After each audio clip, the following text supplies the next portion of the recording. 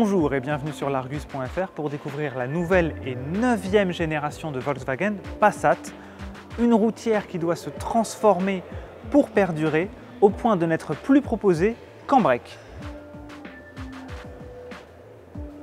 Exit donc la berline pour ce qui est l'une des dernières routières chez les constructeurs hors premium. Et en plus, la Passat s'allonge de 14 cm, dont 5 en empattement, pour s'étendre sur 4,92 m. La Passat se réinvente également au niveau de son style pour se rapprocher des modèles électriques de chez Volkswagen.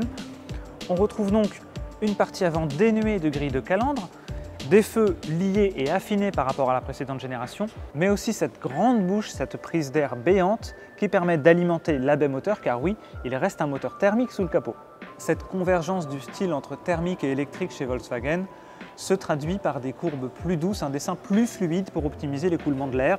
Ça part de ces déflecteurs dans le bouclier avant, au profil des rétroviseurs, en passant par des flancs redessinés qui conservent cette ligne le long des poignées de porte et un becquet de toit qui descend le long des montants du haillon. Ce haillon intègre des feux qui sont désormais liés et donne accès à un coffre nettement plus grand que sur la précédente génération. Il offre entre 690 et 1920 litres de volume, soit respectivement 40 et 140 litres de plus que la précédente génération. À titre de comparaison, une Peugeot 508 SW, plus courte de 14 cm, propose entre 530 et 1780 litres de coffre.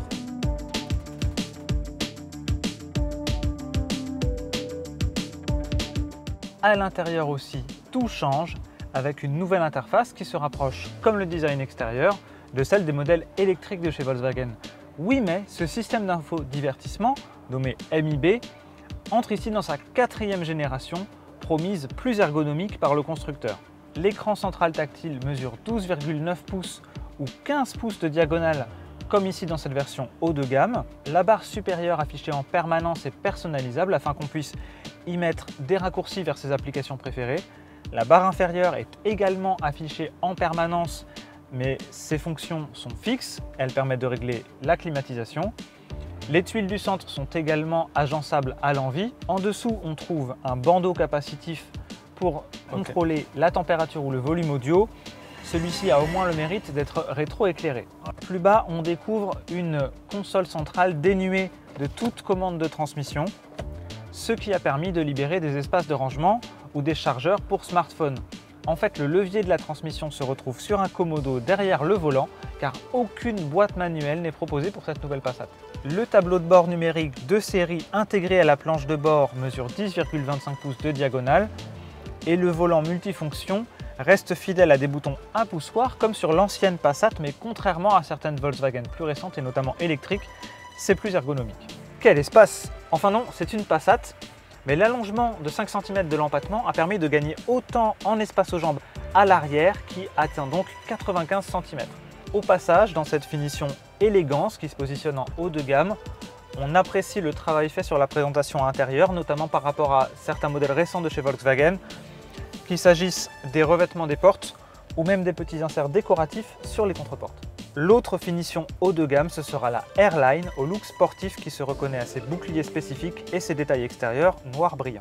Cette nouvelle Passat étrenne la plateforme MQB Evo du groupe Volkswagen et avec elle un nouveau moteur, 1,5 litre TSI Evo 2 qui sert de cœur à plusieurs nouvelles motorisations. Ce nouveau 1,5 litre TSI Evo 2 est disponible dans une version micro-hybride de 150 chevaux. Il est également au cœur de deux groupes motopropulseurs hybrides rechargeables, celui de la Passat e-hybride avec une puissance combinée de 204 chevaux et celui de la Passat GTE avec une puissance totale de 272 chevaux. Dans les deux cas, il est associé à un moteur électrique de 115 chevaux et une batterie de 19,7 kWh net. C'est près du double de la batterie de la précédente Passat hybride rechargeable, de quoi porter l'autonomie en mode électrique à environ 100 km selon Volkswagen. La gamme de motorisation ne s'arrête pas là. En essence, on trouve également un moteur 2 litres TSI avec 204 ou 265 chevaux. Le diesel est toujours au catalogue, avec un 2 litres TDI de 122, 150 ou 193 chevaux. Selon les versions et les marchés, une transmission intégrale pourra être proposée. Quelle que soit la motorisation choisie, la nouvelle Passat est équipée d'une boîte de vitesse DSG à double embrayage. Selon le moteur, cette transmission compte 6 ou 7 rapports. Volkswagen promet que que la version hybride rechargeable offre presque le même volume de coffre que la version thermique.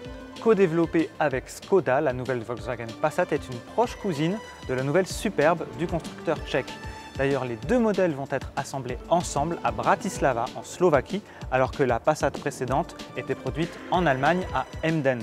Cette 9e génération sera commercialisée au mois de février 2024, soit juste à temps pour le 50e anniversaire de la première Passat Break.